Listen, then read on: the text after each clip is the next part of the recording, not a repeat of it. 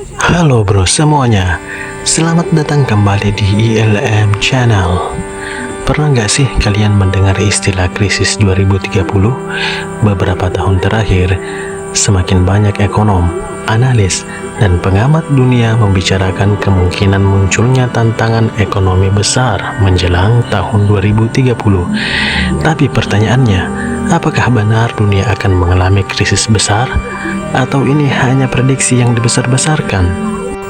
Di video kali ini, kita akan membahas berbagai faktor yang membuat banyak orang khawatir terhadap tahun 2030, mulai dari utang global yang terus meningkat, perkembangan kecerdasan buatan atau AI, perubahan iklim, hingga masalah populasi yang sedang terjadi di berbagai negara. Kalau kita melihat sejarah, krisis ekonomi sebenarnya bukan sesuatu yang baru. Tahun 1929 dunia mengalami Great Depression atau depresi besar. Tahun 1997 Asia dihantam krisis keuangan yang membuat banyak negara mengalami kesulitan ekonomi. Lalu pada tahun 2008 terjadi krisis finansial global yang berawal dari sektor properti Amerika Serikat, dan yang paling baru pandemi COVID-19 yang mengguncang ekonomi dunia pada tahun 2020. Dari sini kita bisa melihat satu pola yang menarik. Krisis biasanya muncul ketika berbagai masalah kecil yang sudah lama ada akhirnya bertemu dalam satu waktu. Dan inilah yang membuat sebagian analis khawatir terhadap dekade berikutnya. Salah satu faktor yang paling sering dibahas adalah utang global. Saat ini, banyak negara memiliki utang dalam jumlah yang sangat besar. Bukan hanya negara berkembang, tetapi juga negara-negara maju. Selama bertahun-tahun, utang digunakan untuk membiayai pembangunan, menjaga pertumbuhan ekonomi, dan membantu masyarakat saat terjadi krisis. Masalahnya, utang yang terlalu besar bisa menjadi beban ketika pertumbuhan ekonomi mulai melambat. Bayangkan seperti seseorang yang terus menggunakan kartu kredit untuk memenuhi kebutuhan hidup. Selama pendapatannya naik, mungkin tidak ada masalah. Tapi ketika penghasilannya berhenti bertambah, cicilan mulai terasa semakin berat. Dalam skala yang jauh lebih besar, kondisi serupa juga bisa terjadi pada negara. Selain utang, ada juga isu perkembangan teknologi dan AI. Mungkin terdengar aneh, bukankah teknologi seharusnya membantu manusia? Memang benar, namun setiap revolusi teknologi selalu membawa perubahan besar pada dunia kerja. Ketika mesin menggantikan pekerjaan manual pada masa revolusi industri, banyak pekerjaan lama menghilang. Saat internet berkembang, banyak bisnis tradisional harus beradaptasi, dan sekarang AI mulai mampu melakukan pekerjaan yang sebelumnya hanya bisa dilakukan manusia, mulai dari menulis, membuat desain, menganalisis data, hingga membantu pengambilan keputusan. Di satu sisi ini membuka peluang besar, namun di sisi lain banyak orang khawatir bahwa sebagian pekerjaan akan tergantikan lebih cepat daripada kemampuan manusia untuk beradaptasi. Jika jutaan orang kehilangan pekerjaan dalam waktu singkat, tentu dampaknya terhadap ekonomi bisa sangat besar.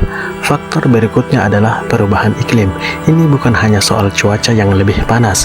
Perubahan iklim memiliki dampak langsung terhadap ekonomi. Kekeringan dapat mengurangi hasil pertanian, banjir dapat merusak infrastruktur, gelombang panas dapat mengganggu produktivitas, bahkan beberapa wilayah pesisir menghadapi ancaman kenaikan permukaan laut.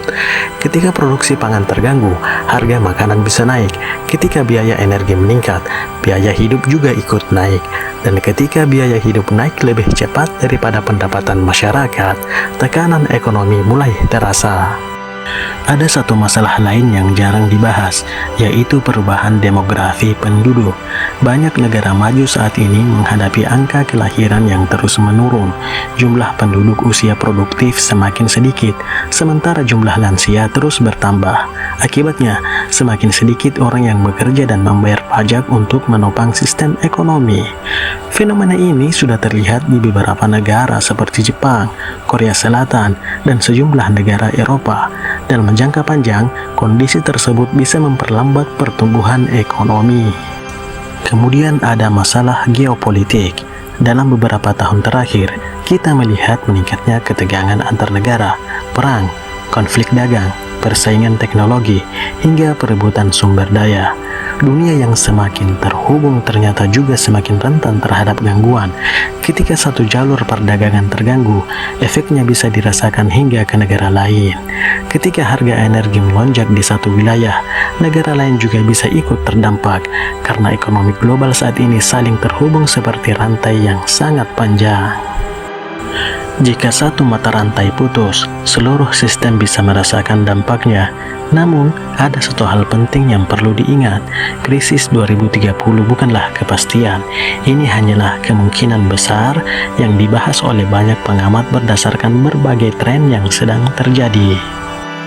Tidak ada seorang pun yang benar-benar bisa memprediksi masa depan dengan sempurna. Bahkan banyak prediksi krisis di masa lalu yang ternyata tidak pernah terjadi. Sebaliknya, beberapa krisis besar justru datang tanpa diduga. Jadi penting untuk melihat isu ini secara objektif, bukan dengan rasa takut, tetapi dengan pemahaman. Lalu bagaimana jika memang terjadi perlambatan ekonomi atau krisis pada dekade berikutnya? Apa yang bisa dilakukan oleh masyarakat biasa? Pertama, meningkatkan keterampilan. Dunia kerja akan terus berubah. Kemampuan belajar hal baru akan menjadi salah satu aset paling berharga. Kedua, mengelola keuangan dengan lebih baik. Memiliki dana darurat dan mengurangi utang konsumtif bisa membantu menghadapi situasi yang tidak terduga.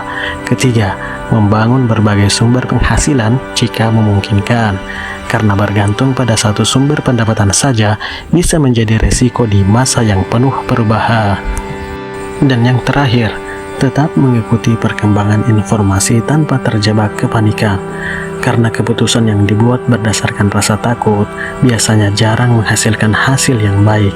Pada akhirnya, sejarah menunjukkan bahwa manusia selalu menghadapi tantangan besar, perang, pandemi, krisis keuangan, hingga bencana alam. Namun setiap kali menghadapi masalah, manusia juga menemukan cara untuk beradaptasi dan bangkit kembali. Mungkin tahun 2030 akan menjadi periode yang penuh tantangan. Mungkin juga justru menjadi awal dari inovasi dan peluang baru yang belum pernah kita bayangkan sebelumnya.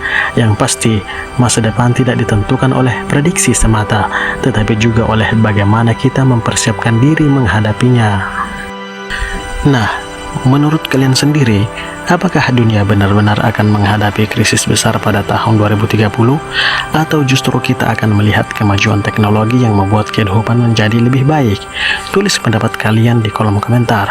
Kalau kalian suka video seperti ini, jangan lupa tekan tombol like, subscribe, dan aktifkan lonceng notifikasinya agar tidak ketinggalan video berikutnya. Terima kasih sudah menonton, dan sampai jumpa di video selanjutnya.